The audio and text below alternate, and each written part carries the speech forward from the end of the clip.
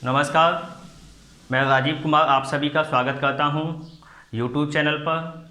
आज हम time speed and distance chapter को आगे कंटिन्यू करेंगे। इस वीडियो से पहले टाइम स्पीड एंड डिस्टेंस की एक क्लास हो चुकी है जिसका लिंक डिस्क्रिप्शन में दिया गया है, तो उस क्लास को भी देखिए। चलिए आज की क्लास स्टार्ट करते हैं। मैं आशा करता हूं कि आप सभी बढ़िया होंगे, हाथ में पेन कॉपी लेके बैठ गए होंगे। तो चलिए आज की क्लास स्टार्ट करते हैं।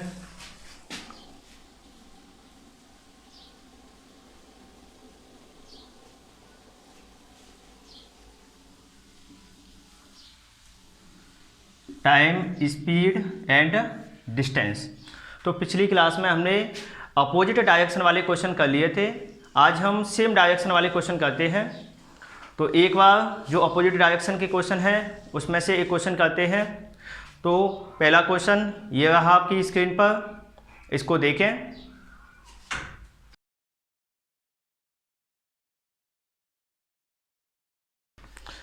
जैसा कि क्वेश्चन में दिया गया है, सुमन किशन एक दूसरे से मिलने के लिए ए बी स्थान से चलते हैं। सुमन है, ये किशन है, एक स्थान ए है, एक बी।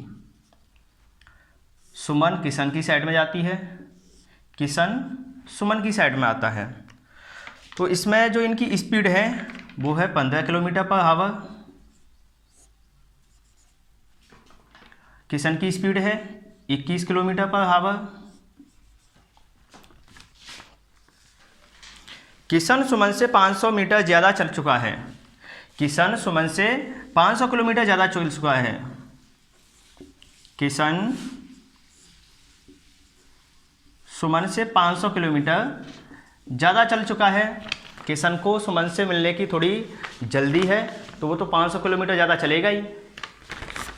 तो जैसा कि हम जानते हैं डिस्टेंस डी डायरेक्टली प्रोपोर्शनल होती है एस के, यानी कि d1 अपॉन d2 क्या होगा s1 अपॉन s2। तो जो सुमन की स्पीड है उसको मान लेते हैं s1 है, किशन की स्पीड है उसको s2। तो s1 अपॉन s2 क्या निकलेगा यहाँ से 15/21। इसको 3 से काटेंगे तो 5 बार, इसको 3 से 7 बार। जब दोनों की तुलना करेंगे तो s1 का मान कितना होगा 5, s2 का मान 7, यानी कि d2 है वो 5 से कितना ज़्यादा है। d2 किसकी स्पीड है किशन की, तो किशन की स्पीड सुमन से कितनी ज़्यादा है। यहाँ से हम देख सकते हैं कि 2 ज़्यादा है। 5 से 7 कितना ज़्यादा है 2, तो यानी कि किशन की स्पीड सुमन से 2 ज़्यादा है। लेकिन क्वेश्चन में इसका मान कितना दिया गया है, क्वेश्चन में दिया है 500। तो 2 की वैल्यू कितनी होगी 500, जबकि क्वेश्चन में क्या निकलवाना है दोनों के बीच की कुल डिस्टेंस कितनी होगी। d1 का मान है 5, d2 का मान है 7, यानी कि किशन के द्वारा चली गई जो डिस्टेंस है वो 7 है, सुमन के द्वारा चली गई डिस्टेंस है वो 5 है। तो टोटल दोनों के द्वारा चली गई डिस्टेंस कितनी होगी, यानी कि d1 plus d2, d1 plus d2 ये कितना होगा 5 प्लस 7 12। जब 2 की वैल्यू 500 है, 2 की वैल्यू 500 है तो 12 की वैल्यू निकालनी है, यानी कि 2 में कितने का मल्टीप्लाई किया जाएगा 6 का। जब 2 में 6 का मल्टीप्लाई किया जाएगा तो 500 में भी 6 का मल्टीप्लाई किया जाएगा। तो ये डिस्टेंस कितनी हुई 3000 किलोमीटर, यानी कि सुमन किशन दोनों के बीच की जो डिस्टेंस है वो 3000 किलोमीटर है। तो ये पिछली क्लास का जो हमने पढ़ा था उसके बेस पर क्वेश्चन था। चलिए आज हम सेम डायरेक्शन वाले क्वेश्चन करते हैं। तो सेम डायरेक्शन वाले क्वेश्चन कैसे होंगे, जैसे कोई एक साइड में जा रहा है तो उसके पीछे भी दूसरा व्यक्ति उसको पकड़ने के लिए जा रहा है। जैसे पुलिस और चोर वाले जो क्वेश्चन होते हैं वो इसमें पढ़ेंगे हम। तो चलिए उस टाइप का कॉन्सेप्ट देखते हैं। जैसे एक व्यक्ति है वो स्थान ए पर है, दूसरा व्यक्ति स्थान बी पे है। जब बी चल रहा है इस साइड में, ए इसके पीछे पीछे जा रहा है। अब ये दोनों कहीं ना कहीं जाके मिलेंगे। माना कि ये स्थान है सी पे दोनों जाके मिल गए। तो सी पे ये जब ही मिल सकते हैं जब बी की स्पीड कम होगी, ए की स्पीड ज़्यादा होगी। अगर इसका अपोजिट हो गया, बी स्थान से चलने वाले व्यक्ति की स्पीड ज़्यादा हो गई और ए स्थान से चलने वाले व्यक्ति की स्पीड कम हो गई तो ये कभी नहीं मिलेंगे। तो सबसे पहले माना कि यहाँ पे जो व्यक्ति है वो x है, इसकी स्पीड है कुछ भी मान लेते हैं 50 किलोमीटर पर आवर। ए से व्यक्ति जो चल रहा है उसकी स्पीड है 70 किलोमीटर पर आवर। तो इनके मिलने की कंडीशन सेटिस्फाई हो गई है, यानी कि जो एक्स वाई है वो बिंदु सी पे जाके मिल जाएंगे। अगर इनकी स्पीड चेंज कर दी जाए, 50 की जगह पे 70 हो जाए और 70 की जगह पे 50 हो जाए, तो ये कभी नहीं मिलेंगे। तो जब ये जाके सी पे मिलेंगे तो इस कॉन्सेप्ट में भी टाइम समान रहता है, यानी कि इस कॉन्सेप्ट में भी वो जाके दोनों मिलेंगे ही, तो मिलने का टाइम तो हमेशा ही समान रहता है। x को a से c तक जाने में जो टाइम लगेगा उतना ही टाइम x को b से c तक जाने में जितना टाइम लगेगा उतना ही टाइम y को a से c तक जाने में लगेगा, यानी कि टाइम समान होगा। तो d equal to s t. d क्या होता है यहाँ पे? डिस्टेंस, दूरी। s क्या होता है? स्पीड, चाल। t टाइम, समय। तो जब स्पीड समान होगी तो d डायरेक्टली प्रोपोर्शनल होगा s के, यानी कि d1 upon d2 equal to s1 upon s2 होगा। अब यहाँ से देख सकते हैं कि इनकी स्पीड दी है, इनके बीच की डिस्टेंस भी दी होगी। अगर ये डिस्टेंस दी है तो आराम से ये क्वेश्चन सॉल्व हो जाएगा। तो चलिए इसके बेस पर क्वेश्चन करते हैं। फर्स्ट क्वेश्चन आपकी स्क्रीन पर आ गया होगा, तो उस क्वेश्चन को देखिए एक बार।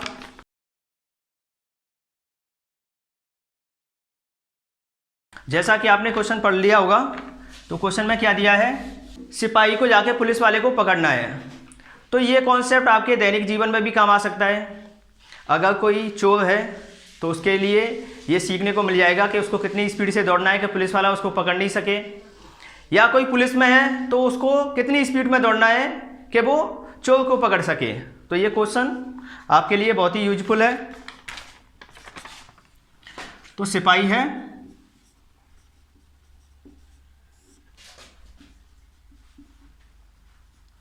एक चोर है। तो जो सिपाही की स्पीड है वो कितनी है?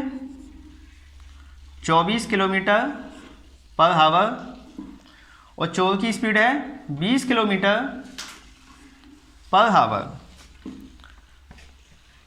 क्वेश्चन में दिया गया है कि सिपाही चोर को देखता है वो 200 किलोमीटर की डिस्टेंस पे देखता है, यानी कि जब सिपाही यहाँ पे खड़ा होगा तो चोर यहाँ पे होगा।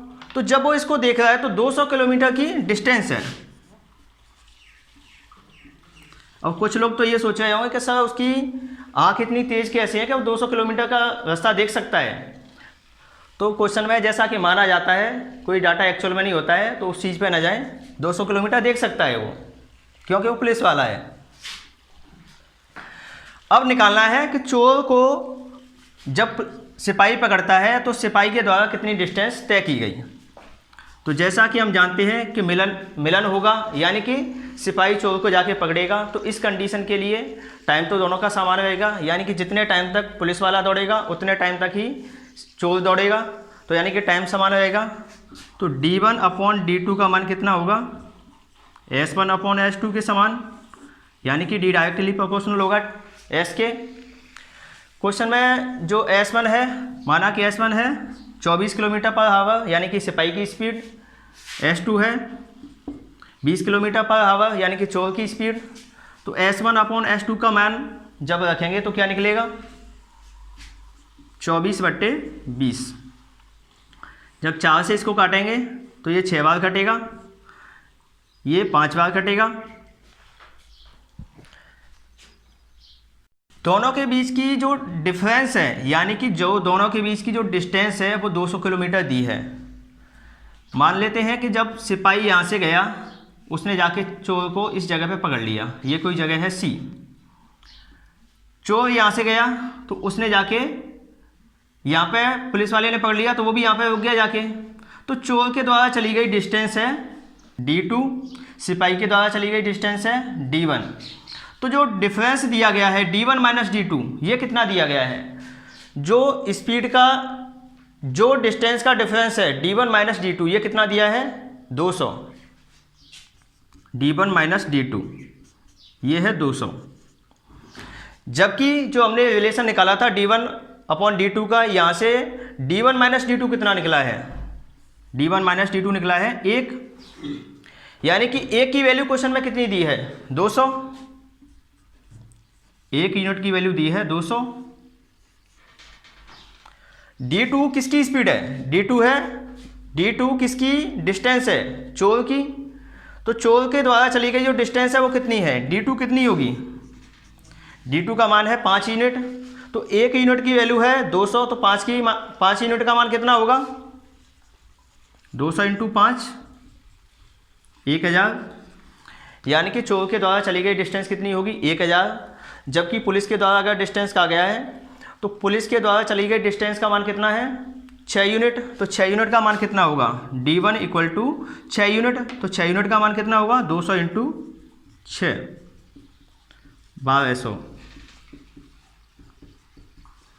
यानी कि जो पुलिस वाला व्यक्ति है वो 1200 किलोमीटर चल के 200 किलोमीटर दूर स्थित चोर को पकड़ लेगा, जबकि चोर के द्वारा जब तक पुलिस वाला उसको पकड़ता है उसने 1000 किलोमीटर की डिस्टेंस तय कर ली है। तो ये वाला कॉन्सेप्ट शायद आपको समझ में आ गया होगा। अब इसके बाद इसका नेक्स्ट टाइप पढ़ेंगे, तो नेक्स्ट टाइप में क्या होगा, जब डिस्टेंस समान होगी। डिस्टेंस समान होगी ये कैसे हो सकता है, जैसे कोई लड़का स्कूल जाता है तो जाने की स्पीड ज़्यादा हो सकती है, स्कूल से वापस आता है तो उसकी स्पीड कम हो सकती है, ज़्यादा हो सकती है, यानी कि स्पीड डिफरेंट होगी लेकिन उसके द्वारा चली गई जो डिस्टेंस है वो समान होगी। तो उस कॉन्सेप्ट को भी एक बार समझते हैं। डी समान होगा, जब डी समान होगा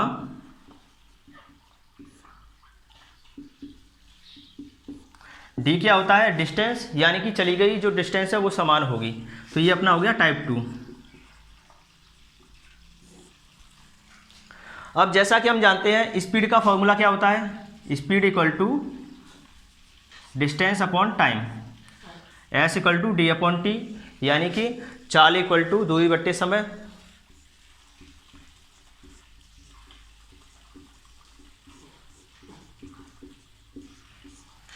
चाल इक्वल टू दूरी बट्टे समय, लेकिन डिस्टेंस है वो दोनों में ही समान है, तो d1 इक्वल टू होगा d2। जब दो अलग अलग डिस्टेंस है दोनों ही समान है तो जो s का जो रिलेशन होगा t के साथ वो क्या होगा, s इनवर्सली प्रोपोर्शनल t के, s होगा इनवर्सली प्रोपोर्शनल t के, यानी कि जब टाइम बढ़ेगा टाइम ज़्यादा लगेगा तो स्पीड कम होगी, टाइम कम लगेगा तो स्पीड ज़्यादा होगी। जैसा कि क्वेश्चन आपकी स्क्रीन पर दिख रहा होगा, तो क्वेश्चन को पहले पढ़ लें एक बार, जब क्वेश्चन समझ में आ जाए तो वीडियो को एक बार रोक लें, रोके हुए क्वेश्चन को समझ सकते हैं। जब क्वेश्चन समझ में आ जाए तो पहले एक बार उसे खुद से करने की कोशिश करें, जब खुद से नहीं हो तब सॉल्यूशन देखें।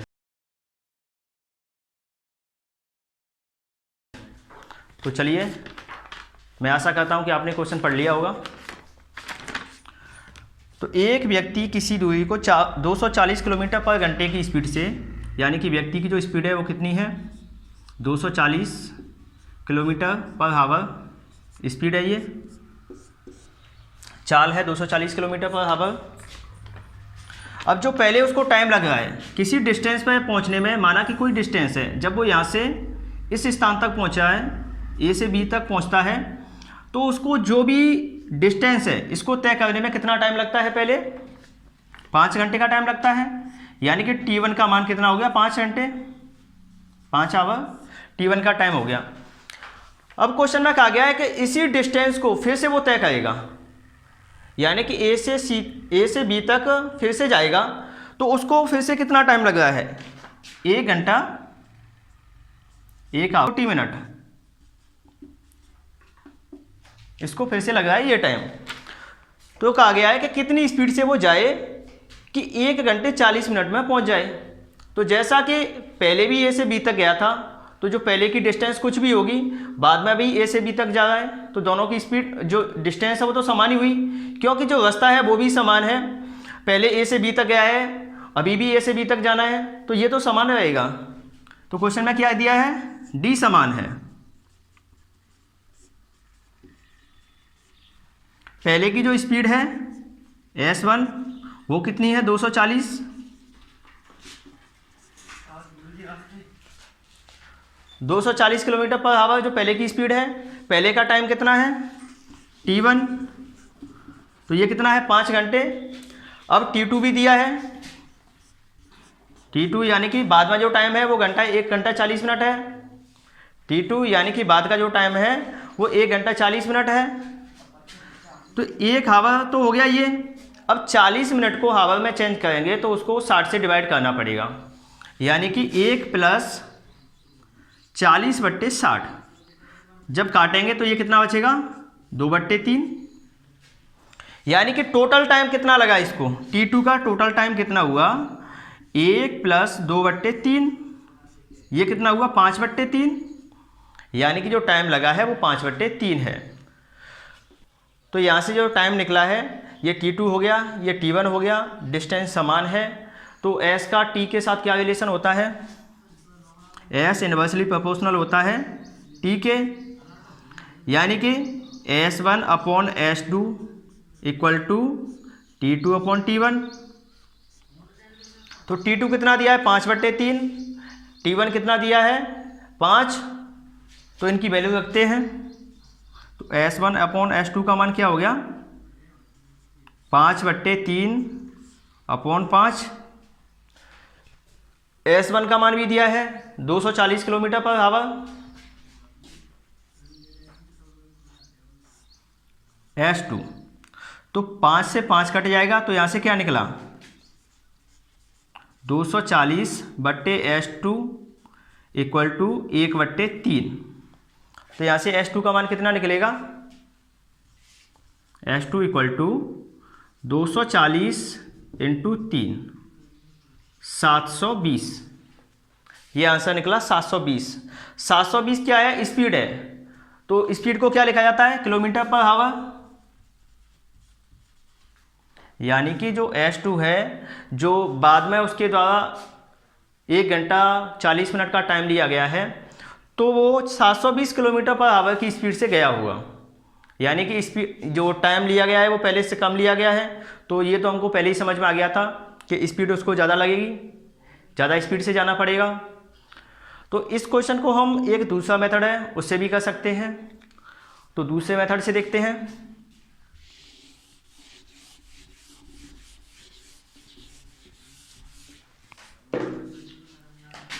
मेथड 2,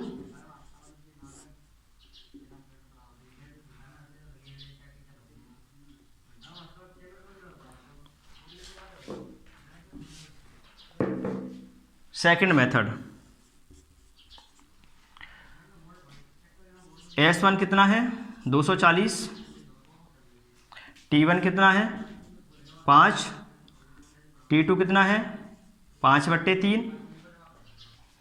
सबसे पहले हम क्या करेंगे, जो T1 और T2 का जो रेशो है, T1 T2 का जो अनुपात है वो देखते हैं। तो ये अनुपात कितना है T1/T2।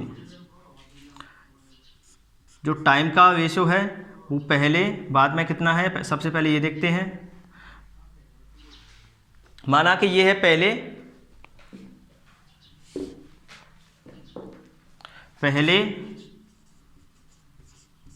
बाद में, तो जो टाइम का अनुपात है वो पहले कितना है 5, बाद में कितना है 5/3। तो ये अनुपात कितना होगा, जब अनुपात निकालेंगे तो ये होगा 5 से 5 कटेगा तो 3:1। ये क्या हुआ टाइम का अनुपात हुआ, 3:1 टाइम का अनुपात हुआ।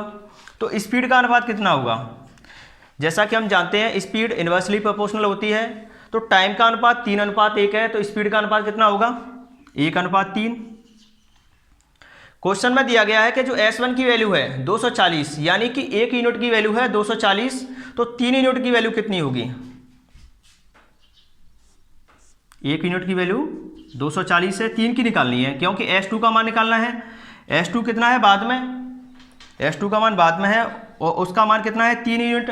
तो 3 यूनिट की वैल्यू कितनी होगी 240 × 3 720 किलोमीटर पर आवर, ये होगी इसकी स्पीड। इस कॉन्सेप्ट पर एक और क्वेश्चन करते हैं। मैं आशा करता हूं कि आपको अच्छी तरह से समझ में आ रहा होगा। यदि कोई डाउट है तो कमेंट बॉक्स में अपना डाउट पिन कर सकते हैं। अगर क्वेश्चन में कुछ डाउट है तो उसको लिख सकते हैं कि ये हमारी समझ में नहीं आया है, उसको एक बार नेक्स्ट क्लास में फिर से समझा दिया जाएगा। तो चलिए एक नया क्वेश्चन देखते हैं। माना कि जो S1 है वो कुछ भी मान लेते हैं। S1 है वो कितनी है, 30 किलोमीटर पर आवर। S2 है, ये तो निकालना ही होगा। टाइम कितना है पहले, T1 है 5 आवर, T2 है 3 आवर। तो S2 का मान निकालना है। अब इसमें डिस्टेंस नहीं दी गई है, तो माना कि डिस्टेंस है, ये क्वेश्चन में दिया गया है कि डिस्टेंस समान है। जब डिस्टेंस समान होगी तो जैसा कि हमने अभी फॉर्मूला पढ़ा था, एस इन्वर्सली प्रोपोर्शनल होता है टी के, यानी कि टाइम बढ़ेगा तो स्पीड कम होगी, टाइम कम होगा तो स्पीड बढ़ेगी। जैसा कि हम देख सकते हैं पहले टाइम है 5 आवर, अब हो गया 3 आवर, यानी कि टाइम कम हो गया तो स्पीड बढ़ेगी। ये तो हमको पता लग गया, ये तो हमको भी डायरेक्टली पता लग गया कि S2 का मान ज़्यादा आएगा, लेकिन कितना ज़्यादा आएगा उसको निकालना है। तो D समान है S इन्वर्सली प्रोपोर्शनल होगा T के, यानी कि S1 upon S2 T2 upon T1 के समान होगा। तो जब इसकी टाइम की वैल्यू दोनों को, जब टाइम की वैल्यू इक्वेशन में रखेंगे तो यहाँ से क्या निकलेगा, S1 का मान कितना है 30, S2 का निकालना है, T2 का मान कितना है 3, T1 का मान 5। तो S2 का मान क्या होगा, यहाँ से 3 से 10 बार कट जाएगा, तो S2 का मान होगा 50 किलोमीटर पर आवर। ये तो अपना हो गया पहले मेथड से। इसको सेकंड मेथड से भी जानेंगे, तो मेथड सेकंड। मेथड सेकंड में क्या होता है कि जो सबसे पहले टाइम होता है उसका रेशियो लेते हैं। तो T1 T2 का रेशियो कितना है,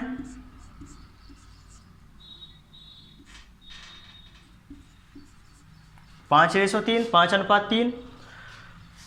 तो जो S का अनुपात होगा, ये टाइम का अनुपात है 5:3, तो जो S यानी कि चाल का अनुपात है वो इसके इन्वर्सली होगा, यानी कि 3:5 होगा। S क्या है, अपनी चाल है, यानी कि पहले माना कि चाल 3 होगी तो बाद में कितनी होगी 5। जबकि क्वेश्चन में दिया गया है कि जो S1 है वो 3 नहीं है, वो 30 है, यानी कि 3 का मान कितना है 30।